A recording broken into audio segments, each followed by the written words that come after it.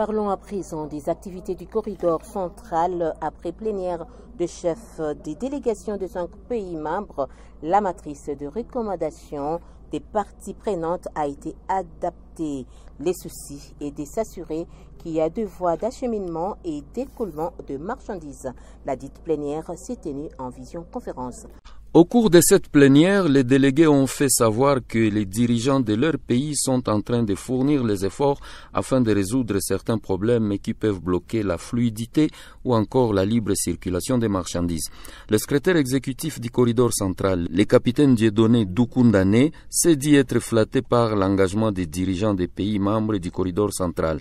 Il a cité le cofinancement de certains projets qui accélèrent les transports et le commerce des marchandises. Nous venons de terminer les discussions dans le cadre de la réunion annuelle des parties prenantes du corridor central. C'est une réunion qui a regroupé les participants des 5 pays, mais aussi des partenaires au développement. Nous avons remarqué que actuellement, il y a une nouvelle donne dans la façon dont les pays concevaient la mobilisation des financements. Dans le temps, on était habitué à attendre les mains des bienfaiteurs.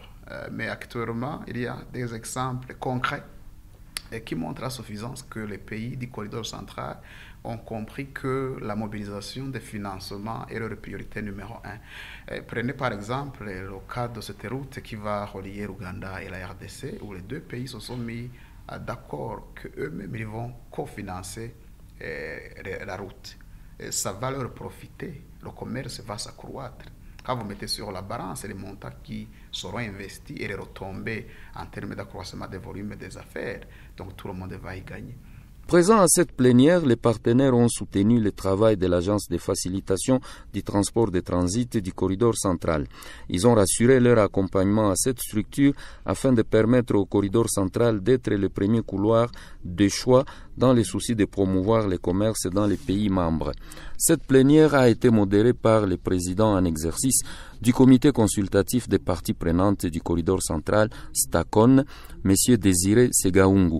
Elle a connu aussi la participation des chefs de délégation des 5 pays membres qui forment le corridor central, à savoir le Burundi, la République démocratique du Congo, le Rwanda, la Tanzanie et l'Ouganda.